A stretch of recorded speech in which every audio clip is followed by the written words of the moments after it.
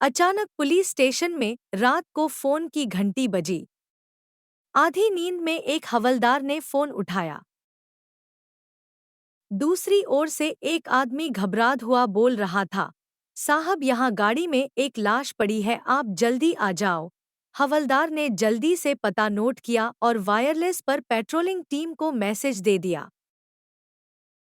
रात के सन्नाटे को चीरती हुई तेज सायरन की आवाज के साथ पुलिस की गाड़ी उस गाड़ी के पास आकर रुकी। जांच पड़ताल करने पर कहीं भी चोट का कोई निशान नहीं था। बस एक उंगली में कट का निशान लगा था, जिससे निकला खून सूख चुका था। लाश को पोस्टमार्टम के लिए भेज दिया गया। 2 दिन बाद जब पोस्टमार्टम की रिपोर्ट आई तो सब हैरान रह गए। उस आदमी के शरीर में एक बूंद भी खून नहीं था। पूरा शरीर पीला पड़ा हुआ था। लेकिन खून सूख कैसे गया?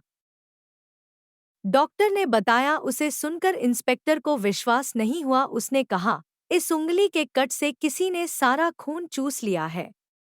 यही इसके मरने का कारण है। जांच करने पर पता लगा यह लाश 35 साल के योगेश की है। उसके घर में उसकी पत्नी और एक 7 साल की बेटी थी। लाश घरवालों को सौंपकर पुलिस ने खूनी की जांच और खून करने की वजह पता करने के लिए पूछताछ शुरू की, लेकिन 3 महीने तक जुटे रहने पर भी कुछ पता नहीं लग सका। एक दिन रात को योगेश की पत्नी अपनी बेटी के साथ सो रही थी। तभी उसकी बेटी जाग गई और पापा पापा चिल्लाने लगी। उसकी माँ ने उसे किसी तरह चुप कराकर पूछा, बेटी क्या बात है, क्या कोई सपना देखा है?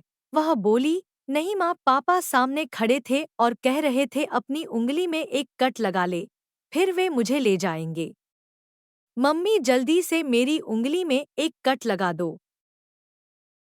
योगेश की पत्नी को डर सताने लगा। उसने बेटी को चुप कराकर सुला तो दिया, लेकिन उसे खुद नींद नहीं आ रही थी। अगला दिन भी इसी डर में बीता। रात के समय दोनों माँ बेटी सो गईं। सुबह जब माँ ने अपनी बेटी को देखा तो उसकी उंगली पर खून की एक बूंद जमकर सूख गई थी। पास ही सेफ्टी पिन पड़ी थी। बच्ची का पूरा शरीर पीला पड़ चुका था। उसे जल्दी जल्दी हॉस्पिटल ले जाया गया, जहां डॉक्टर ने जवाब दे दिया। योगेश की पत्नी ने पुलिस को सब कुछ बता दिया। पोस्टमार्टम के लिए लाश भेज दी गई। 2 दिन बाद रिपोर्ट में वही खून न होने की बात सामने आई। इस बात को 15 दिन बीत चुके थे। घर में इकट्ठा हुए सभी रिश्तेदार भी धीरे धीरे वापस जा चुके थे। रात के समय योगेश की पत्नी सो रही थी। तभी उसे योगेश और उसकी बेटी दिखाई दी। वो दोनों उसे भी कट लगाने के लिए कह रहे थे। उनकी बातों का उस पर ऐसा असर हुआ कि अगले दिन पुलिस को उसकी भी लाश मिली और हाथ की उंगली में एक छोटा सा कट था। ऐसा लगता था जैसे किसी ने उसी कट से सारा खून पी लिया हो। पूरे शहर में यह बात आग की तरह फैल गई। कई तांत्रिकों ने न्यूज़ चैनलों पर बहस छेड़ दी। उनकी नज़र में ये नरपिशाचों का काम था। वे सबको अपने अंदर शामिल करना चाह रहे थे। अगले 4 महीने में शहर के अलग अलग स्थानों पर इसी तरह की घटनाओं का पता लगने लगा।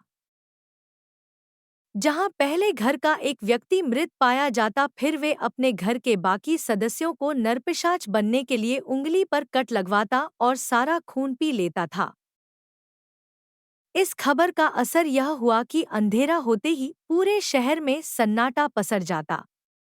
लोग दिन में भी अकेले घर से बाहर नहीं जाते थे। सभी ने अपने घरों से चाकू और दूसरी धारदार चीजें फेंक दी, जहां तक कि कांच के बर्तन भी हटा दिए। आदमियों ने डर के मारे शेव करना बंद कर दिया, कहीं कोई कट लगे और नरपिशाच उनका खून पीने आ जाए।